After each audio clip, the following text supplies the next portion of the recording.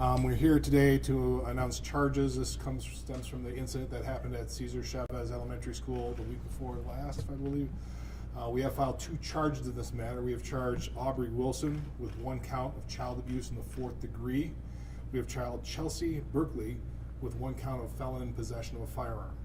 Child abuse in the 4th degree is a misdemeanor charge. It is a 1-year maximum penalty of $1,000.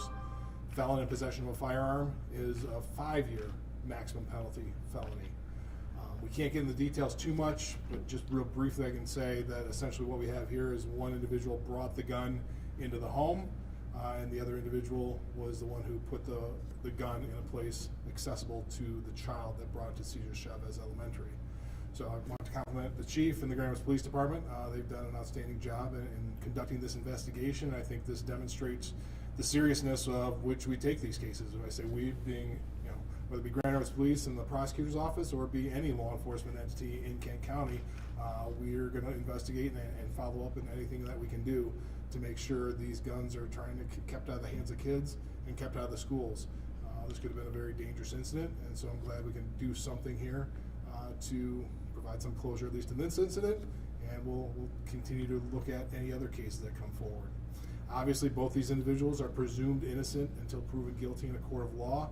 I don't have any information in terms of when their court hearings will be, any further court hearings, but we have to allow the court process to take its natural progression. And there'll be 2 different tracks, a misdemeanor track and a felony track, so that's going to be a little bit different. They won't be together when they go through this process. So I don't know, I'll turn it over to the chief to see if he wants to say anything. Yeah, I do want to say I appreciate the hard work that Prosecutor Becker and his office put into this, the seriousness that they take these things, and I look forward to delivering him the results of the investigation of the incident that happened May 10th, a week later from this incident, which happened May 3rd, for review for possible prosecution. I do want to thank GRPS, not only GRPS Security for the work that they did on this, but the culture that GRPS has created that allowed 2 young children to have the comfort to come forward to adults and alert those adults in the school system to this dangerous situation, averting what was a very alarming situation, averting what could have been a tragedy, especially in the second case. I also especially want to thank the detectives who, each one of these is a very difficult thing to put together. There's multiple interviews, there's forensic work to be done, there's research on the gun. This case actually still remains open because in investigating this case, we've determined that this firearm was also stolen. So we have expanded our investigation to dig into that further, and we're looking for potentially further charges on this. So great job by the detectives in this case, and a team effort all around in the city to provide safety for our children. So appreciate it. If you guys have any questions now for either me or the prosecutor. Were they both cooperative with you in this investigation? Did they let you guys know, like, hey, I brought the gun in, and how were they to deal with? Yeah, I can't get too much of their statements, but they were cooperative. We can't say what they said or anything like that, but nobody put up any sort of difficulties in terms of the investigation. What are the relationships of the defendants to the child? One was a mother. The one was a living with fiancée of the mom. So which one? Sorry, just for specification, which one? What was the mother to which charge? The mother is charged with the child abuse. Okay. Are you satisfied with the charges in this case, given that we've got safe storage coming, or do you wish it was enacted sooner? No, it's safe storage. I think the biggest thing for safe storage is it provides clarity. I think the safe storage, we wouldn't have been able to charge much more than we have right now. It still probably would have been a misdemeanor charge under the new safe storage legislation. But just like in the past where we had you place a kid in a vehicle in a dangerous situation, we have that's a separate charge from the child abuse. This just provides more clarity, I think, for everybody, whether it be law enforcement in terms of what charges we can file, and for, quite frankly, the public to know what behavior is tolerated and not tolerated. Chief, can you just give us, is there any connection between this case and the Stocking Elementary case? Is there anything, at least in your mind? Really, the only connection is that it was a little alarming that literally we had a press conference with a lot of faces in this room today on the 3rd of May, and then a week later, even though it got all that press coverage and all this discussion about how alarming it was that a 7-year-old was in possession of a semi-automatic handgun in a GRPS school, that just a week later, the exact same thing happened, and that one subsequently was a loaded handgun, even a more dangerous situation. So, just aside from the fact that I have about 23 years of police experience, and I will say this is the first time and now the second time that I've ever encountered a child that small having a gun in school was new to me, and to see it twice in 1 week period was very alarming. I don't think there's any connection between those two, but just the coincidence and how alarming it was that everyone knew, the week before, in this case, May 3rd, how outrageous it was that a 7-year-old would have a gun, and then to see an 8-year-old walk into school with a loaded gun shortly thereafter was astounding to me. Do you think it's important that the parents be held responsible? I mean, as you just said, that kids are becoming younger and younger getting their hands on these guns. Yeah, absolutely. I think it sends a message that parents will be held accountable. We're talking about victims here. The 7-year-old victim and an 8-year-old victim, especially in the case of an 8-year-old. That was a semi-automatic handgun that was fully loaded with a round in the chamber. So if that gun was manipulated, even through the bag, it could have gone off and killed a child.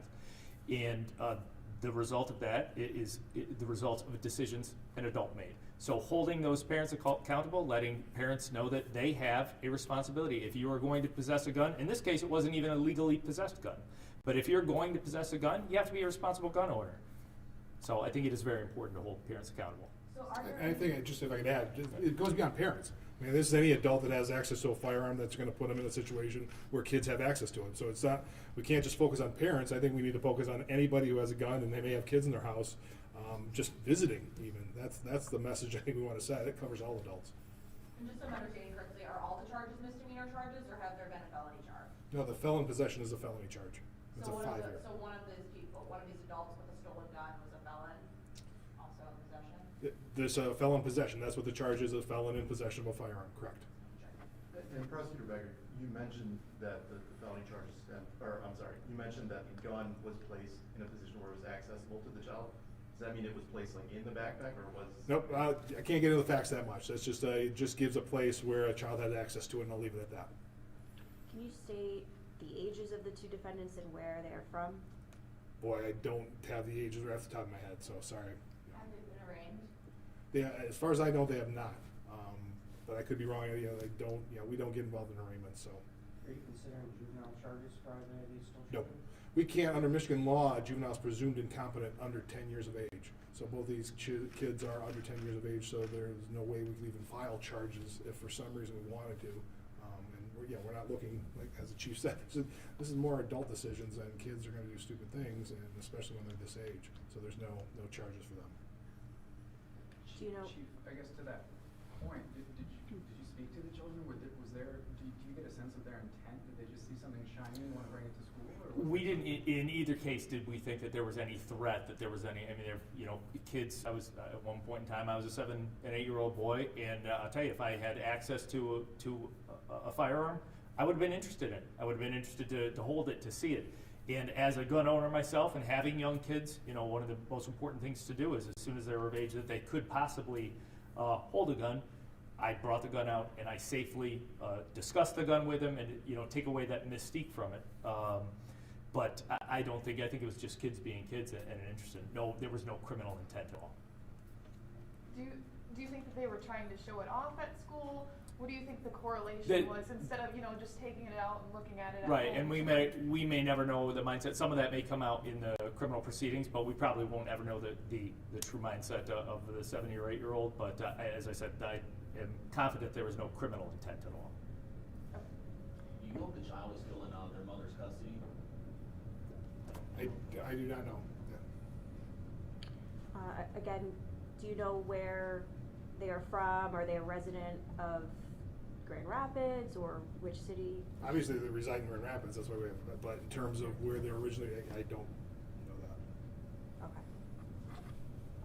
Can you give us any kind of update on the investigation into the Stocking Elementary case? You said that there might be charges there. One, can you give us an update on that? And two, have you traced back that firearm? Is that legally owned? So I can't get into the details of that at this time, other than it is very much an ongoing investigation. I spoke to the detective, one of our top detectives is investigating it. Very sharp guy, and he's assured me that we'll have this wrapped up soon and forwarded to the prosecutor for review.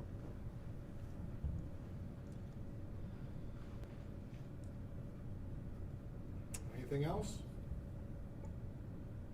Will your, sorry, just for That's fine. housekeeping, will your office be putting out like a release on this information? Just so we can have like the names and spelling correct? Yes. Sure, yeah, I mean, we can do that, but yeah, that's, we kinda did this, but yeah, if we need a full release, I can do something, or we can do something, appreciate that. Yep. Okay, thank you.